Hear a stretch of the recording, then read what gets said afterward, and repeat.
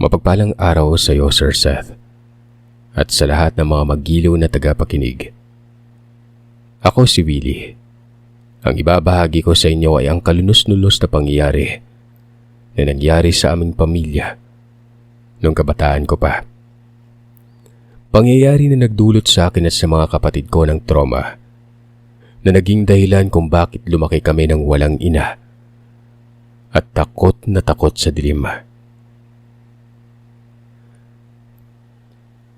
Dati kaming naninirahan sa Laguna. Nagtatrabaho si Itay sa isang pabrika ng mga inumin. Ganon din ang aking inay. Tawagin na lamang natin sila sa pangalang Benjamin at Mercedes. Nangyari ito taong 1981.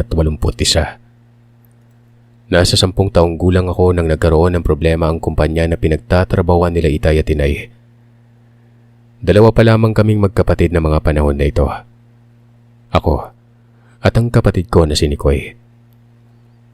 Mas bata si Nikoy sa akin ng 4 na taon, habang si Inay naman ay kasalukuyang buntis. Dahil sa nagbabadya ng pagsara ng kumpanya kaya ang matagal ng trabahador ay binayaran nila. Kasama sa mga nakatanggap ng bayad ay sina Inay at Itay. Hindi kalakihan ng bayad pero sapat na para makapagsimula kami ng kabuhayan sa probinsya. At dahil malayo ang Mindanao kung saan ang probinsya ni Inay, kaya napili na lamang nila na umuwi sa probinsya kung saan nanggaling si Itay noon, sa Bicol. Nasa 2 buwan pa lamang nabuntis si Inay nang umuwi kami sa Bicol. Nasa 7 hanggang 8 oras ang biyahe mula Laguna hanggang Bicol. Filtrang ko pa na bus ang sinakyan namin papunta noon. Pagdating sa probinsya ay sumakay naman kami ng jeep papunta sa bayan kung saan nakatira sila Itay. Nasa 1 oras naman ang biyahe bago kami nakarating sa kanilang barangay. Pagdating sa lugar kung saan kami bumaba ng jeep, naglakad kami ng nasa 5 minuto bago namin narating ang bahay nila lolo at lola. Tawagin na lamang natin silang Trudis at Anoy. Alas 3 ng hapon nang makarating kami sa lugar. Dahil sa wala namang maayos na komunikasyon ng mga panahon na ito kaya sorpresa ang pag-uwi namin sa probinsya. Masaya din naman dahil sa ganun na lamang ang tuwa ni na lolo at lola. Nasa bakuran sila ng bahay nang dumating kami sa lugar. Payak ang pamumuhay nila lolo at lola noon. Gawa sa kawayan ng dingding ng kanilang bahay. Gawa din naman sa yero ang bubong subalit ang sala nila ay gawa sa lupa. Naroon na rin ang hapagkainan at ang kusina. Ang palikuran naman ay nasa 3 metro ang layo sa bahay. Takot pa akong mag-CR noon dahil sa gawa lamang sa buong kawayan ng sahig ng palikuran. Sa gitna naman ay may butas na doon ka lang uupo at magbabawas noon. Kalimitan pa sa ginagamit nilang panlinis ng puwet, punot ng niyog, na noong una ay hirap na hirap pa akong gawin. At inis na inis pa ako noon sa sarili ko dahil pagdating pa lamang namin sa lugar, palikuran na kagad ang hinahanap ko. Tinulungan naman ako ni Itay. Tinuruan niya ako kung paano gamitin ang bunot ng niyog sa paglinis ng puwetan. Paglabas ko sa palikuran ay nagtataka ako kung saan nanggaling ang mga tao na nasa bakuran nila lolo at lola. Masaya silang nakikipag-usap kay Inay at kay Nikoy. Habang si lola naman ay hindi umaalis sa tabi ni Inay noon. Si lolo ay nasa likuran lamang. Nakikipag-usap din ito sa isang may edad na lalaki na ayon kay Itay ay ang kanyang tiyo Emoy. Kagad naman akong lumapit at nagmano ng sa unahan ay may nakita akong isang matanda na papalapit. Kagad kong tinanong si Itay kung sino ang matandang yon. Hindi din naman kilala ni tatay ito, kaya tinanong niya si lolo. Nang nakita ni lolo ang paparating na may edad na babae, nag-iba ang mukha ni lolo noon.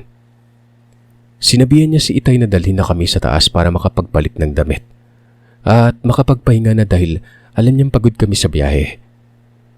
Si lola naman ay napalingon kay lolo nang sinabi niya yon. Pero nang makita niya rin ang matanda, maging yung mga tao at sila ay pumasok na rin sa loob ng bahay. Sinunod naman namin ang sinabi ni lolo. Nagpasalamat naman si nanay nang nakapasok na kami sa silid na tinuro ni lola. Natutulugan namin noon. Sa dingding ng silid ay may nakita akong mahabang stick na parang gawa sa balat ng hayop. Hinimas ko yung stick na yun at doon ko napagtanto na napakatigas nito at matalas yung balat. Huwag mong paglaruan yan, anak. Delikado yan kapag nagsugat ka. Buntot ng pagi yan. Saway ni Itay. Namanga naman ako sa sinabi ni Itay na buntot ng pagi pala ang hinahawakan ko. Naririnig kong buntot ng pagi ngunit sa mga kwento lamang ng matatanda sa lugar namin sa Laguna. Binabanggit nilang tungkol dito na kapag nagkakwento sila tungkol sa aswang. Tinanong ko si Itay kung totoo ba ang aswang at kung totoo ba na pangontra ang buntot ng pagi sa mga aswang na yon. Sinagot naman ako ni Itay ng, hindi yan pangontra, anak. Sandata yan palaban sa aswang. Sinabihan kami ni Inay na bilisan na namin ang pagbibihis dahil gusto niya rin magbihis na ng damit noon. Ginawa namin yun. Pagkatapos ay sinabihan ako ni Itay na sa labas na muna ng silid manatili dahil nagbibihis pa si Inay. Naghintay kami ni Nikoy sa labas. Ilang sandali pa itinawag ni Lolo si Itay. Nagpatuloy siya sa pagkabit ng lambat sa noon ay bukas na silong ni Lolo. Noon ay alas 5 na ng hapon pero nagtulong-tulong pa rin ang mga kalalakihan sa paggawa para maikabit ang lambat sa may silong. Ako naman ay tinanong si Lola kung bakit ikakabit ang lambat at bakit sila may lambat noon. Kumalapit lamang bang dagat sa kanila. Para yan sa kaligtasan ninyo, Apo. Unang beses ninyong umuwi dito sa probinsya kaya kailangan na sigurado ang kaligtasan ninyo. Sagot sa akin ni Lola. Sinabi niya rin na malapit ang dagat sa kanila at pangingisda ang kinabubuhay ni Lolo. Sinabi niya rin na dadalhin niya kami sa dagat kinabukasan. Sumaya ako nang sinabi ni Lola. 10 taong gulang na ako pero isang beses lang ako nakapunta sa dagat noon.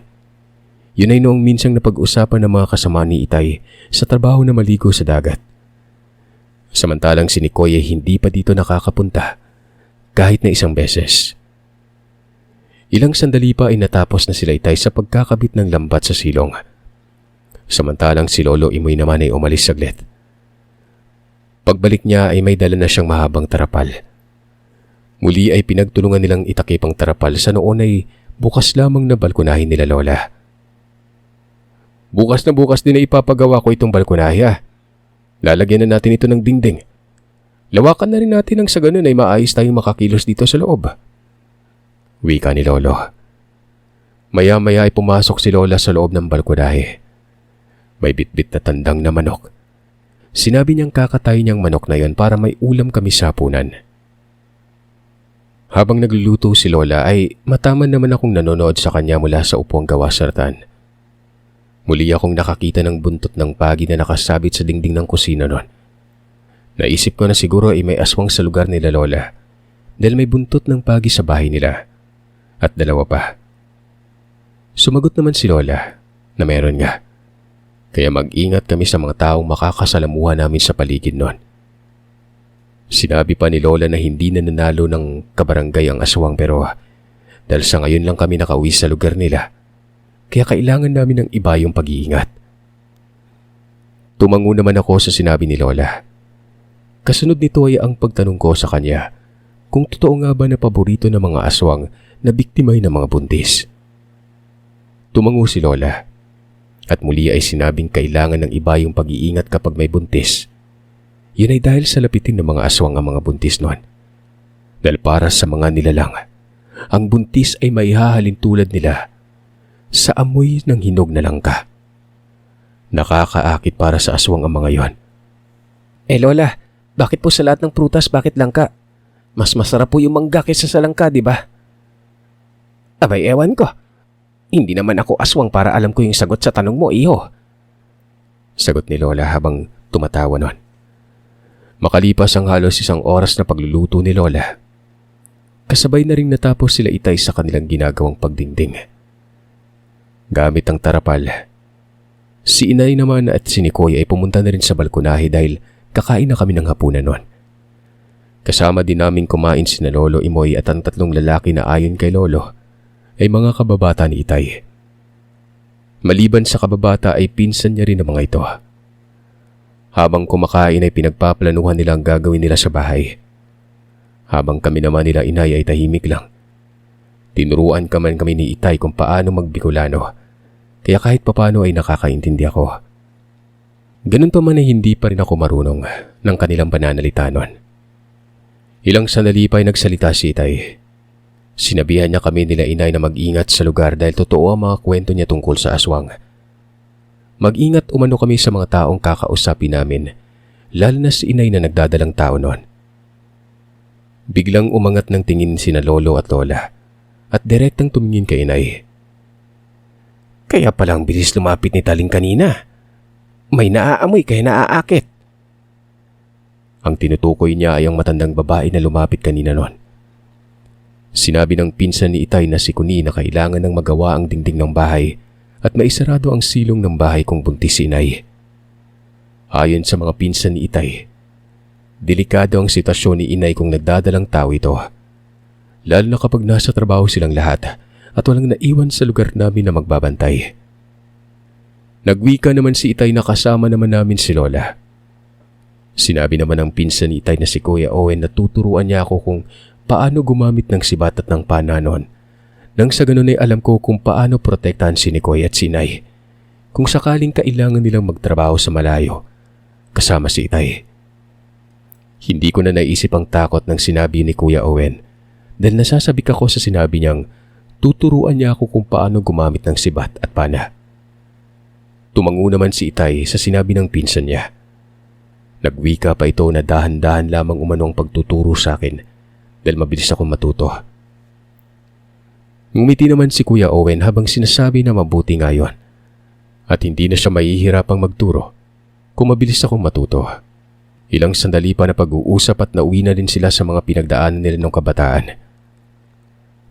Masarap sana yung magkwentuhan pa kung nagawa ko makolekta yung mga tuba kanina, no? Kaso hindi ko nagawa kaya bukas na. Wika ni Lolo Imoy noon. Sa kalagitnaan ng masayang hapunan, nakarinig kami ng huni ng hayop. Alanganin itong huni ng ibon at halanganin din huni ng pusa. Nagwika pa si Kuya Palong na sa sobrang excited ng nilalang ay hindi na niya alam kung ano ang klase ng nilalang na gagayahin niya. Kung ang sahimpapawid pa na nilalang yung sa lupa noon. Pinagtawanan pa nilang nilalang habang kami naman nila mama ay kinakabahan na. Ito ang unang pagkakataon na nakarinig ako ng huni ng sinasabi nilang aswang. Ilang sandali pa ay unti-unting humihina ang paghuni ng nilalang. Pero habang humihina ay mas lalong nakakakilabot ang paghuni nito. May hahalin tulad ito sa huni ng ibong kawkaw. Mahina pero nakakapangilabot na huni ito. Napatingin ako kay Lolo Imoy. Tahimik siya pero alam kong nakikiramdam siya sa mga nangyayari sa kanyang paligid doon. Ilang sandali pa, tumayo na si Kuya Owen. Kinuha niya ang sibat ni Lolo Anoy na nakasabit sa dingding.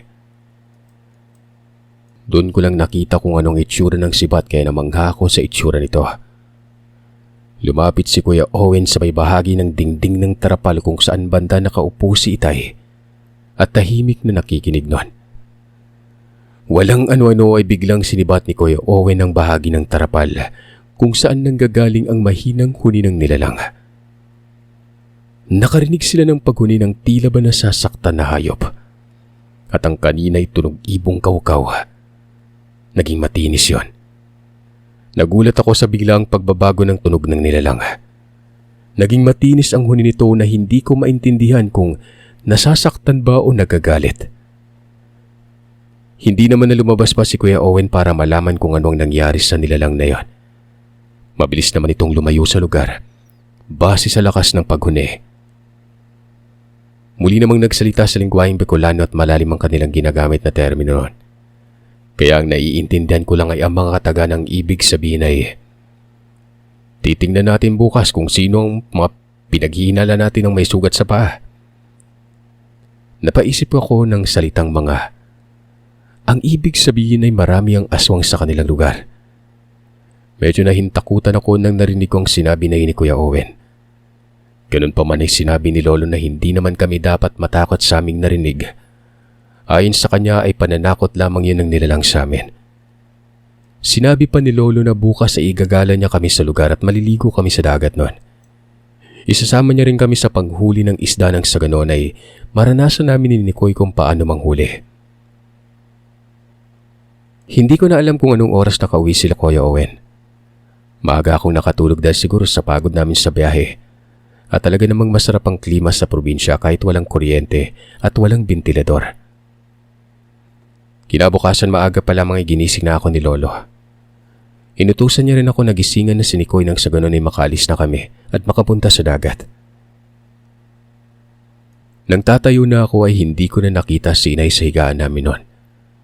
Wala na rin si Itay kaya mabilis na akong lumabas ng silid. Nakita ko sila sa balkonahe. Wala na rin ang dingding na trapal na ginawa ni Lolo kagabi. Tiningnan ko ang orasan na nakasabit sa dingding. Nakita kong 7:00 pa lamang yun ng umaga pero marami na silang nagawa sa labas. Si Inay at Lola ay nag-aayos na ng hapag para mag-almusal na kami. Ilang minutong lumipas ay may dumating na 2 pang ginang at 3 kalalakihan nun. May 3 bata na ang 2 ay kasing edad ko at ang isa ay matanda lamang kay Nikoy ng 1 taon. Pinakilala kami ni Lolo sa kanila. Doon ko napag-alaman na mga apo sila ni Lolo Imoy. Ang babae ay si Joy Joy. Ang kasing edad ko naman na lalaki ay si Natnat. At ang kaedad naman ni Nikoy si Boboy. Magkapatid si Boboy at Joy Joy. Samantalang si Natnat naman ay pinsan nila. Pinakilala kami ni Lolo sa kanila. Mabuti na lamang at marunong na sila magtagalog kaya nakakapag-usap kami ng maayos doon. Sinama kaming lahat ni Lolo Anoy sa dagat. Pagdating namin sa lugar ay nakita namin si Kuya Owen at Kuya Palong sa ibasan. Abala sila na nangunguha ng mga isda na natuhog sa lambat noon. Lumapit kami sa kanila at nakigulo sa kanilang ginagawa. Tuwang-tuwa naman kaming tinuruan nila Kuya Palong kung paano tanggalin ang mga isda sa lambat noon. Mahigit kalaating oras pa kaming naglaro sa tubig bago kami tinawag ni Lolo Anoy na umuwi na. Si Nikoy ayaw pa sanang umalis sa tubig pero pinagalitan ko na ito. Sinabihan ko siyang isusumbong siya kay tatay kapag hindi siya nakinig. Sa daan namin pa uwi ay may nadaanan kaming kubo. Nasa paanan nito ng maliit na burol. Sa labas, may ginang na nakaupo. Wala sa loob na pinasadahan ko ito ng tingin. Nagulat pa ako nang nakita ko ang benda sa paa ng ginang noon.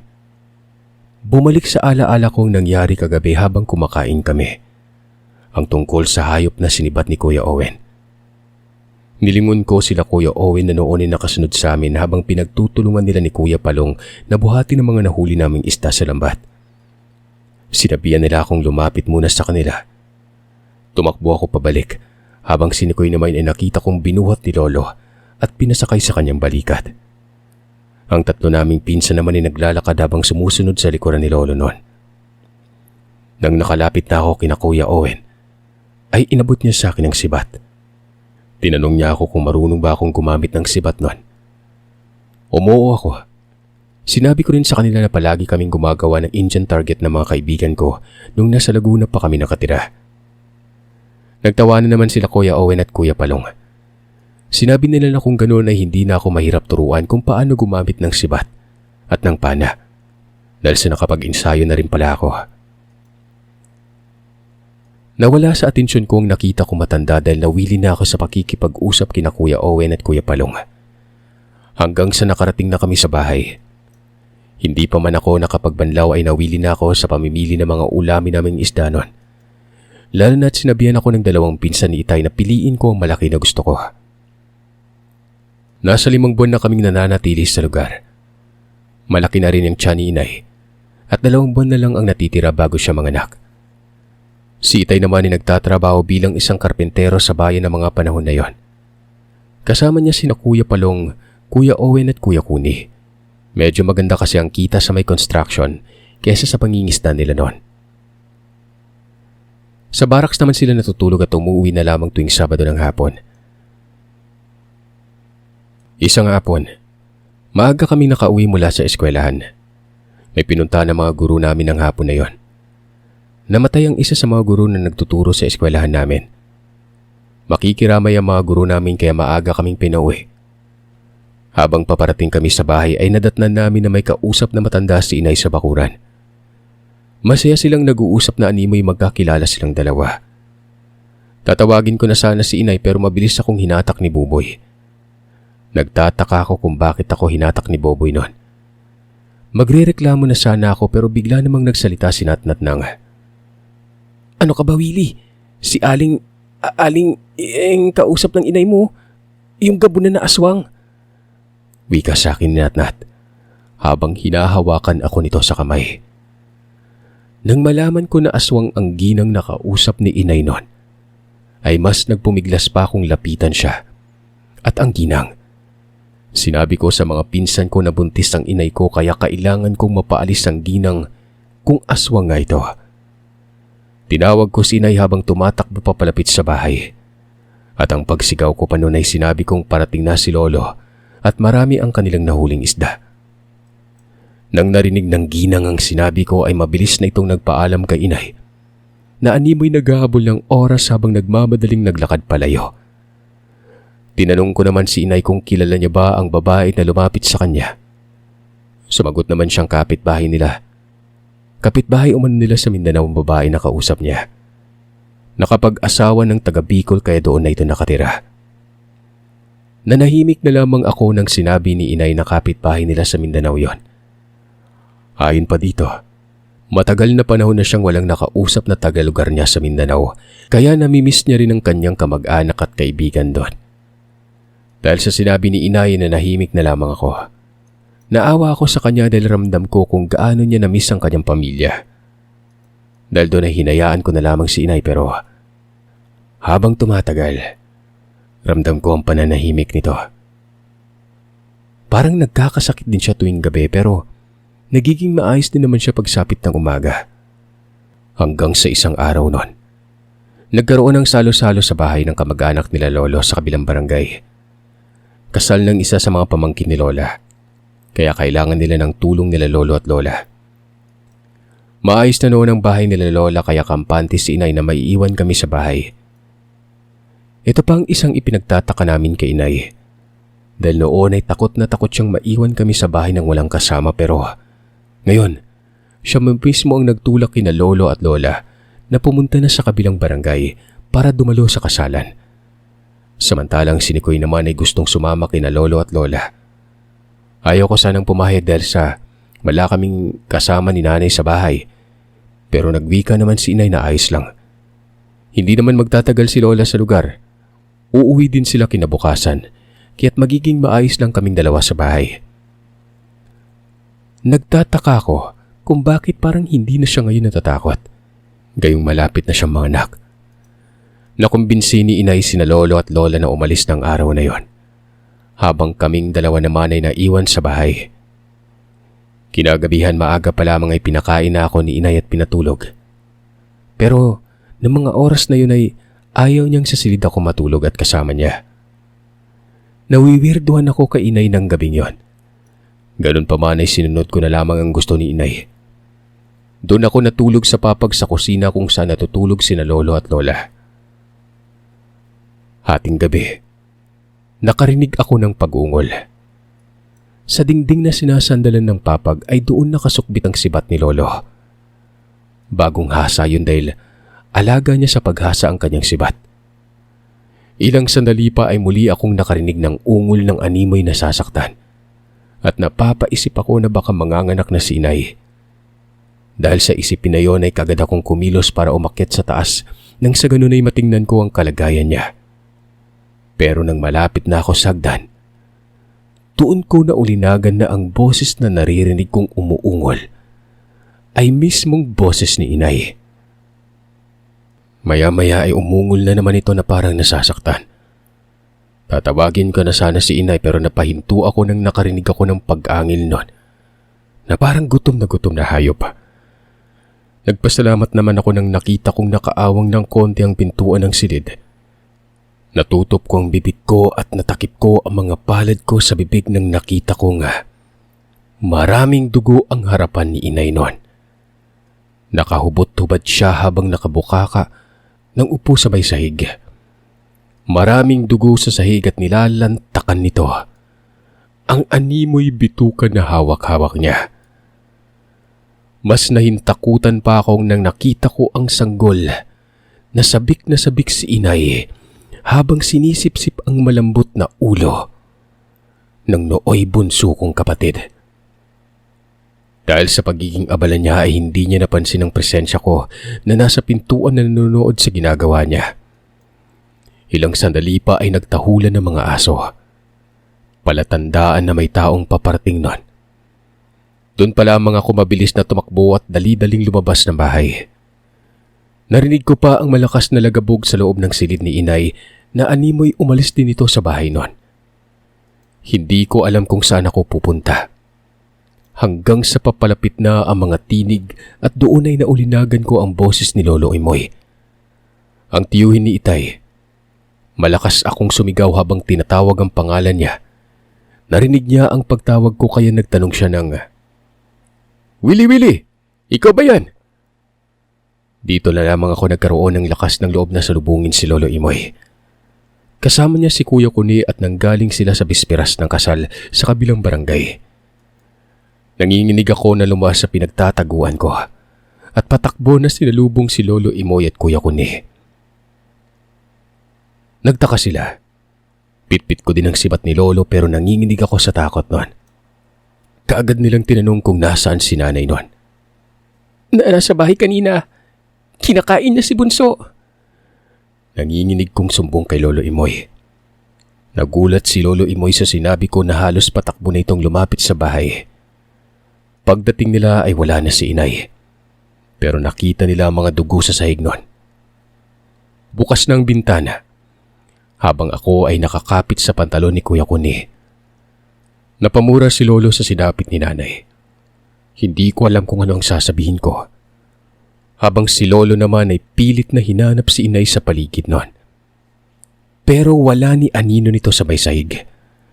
Tinanong pa ako ni Lolo kung ano ang nakita kong ginagawa ni inay. Nanginginig ko namang sinabi kung ano ang nakita ko na ginagawa ni inay noon. Sinabi ni Lolo Imoy na pinauwi sila ni Lolo Anoy dahil hindi magandang pakiramdam ni Lolo. Yun pala ito ang dadat na nila. Kinabukasan ay sinundo ni Kuya Palong si Papa sa trabaho niya sa bayan. Sinundo niya rin sina Lolo at Lola sa kabilang barangay. Maging sila man ay halos hindi makapaniwala sa nangyari. Hinanap nila si inay pero hindi na nila ito nakita kahit kailan. Maging ang babae na madalas niyang kausap ay nawawala na rin sa lugar namin. Malakas ang hinala nila Lolo na sumama na si inay sa babae at ito rin ang nangyanggaw sa kanya. Sa sobrang takot na baka balikan ako ni Mama at kainin niya rin ako kagaya ng ginawa niya kay Bunso. Ayoko na magpaiwan sa bahay nila Lolo at Lola. Maging si Nikoy ay ayaw na rin magpaiwan pa sa lugar dahil sa takot. Dahil doon ay dinala na lamang kami ni Itay sa bayan. Sa baraks nila kami nanatili. Habang si inay ay hindi na talaga namin nakita pang muli. Malungkot man pero wala na kaming nagawa. Kundi ang magpatuloy na lamang sa buhay.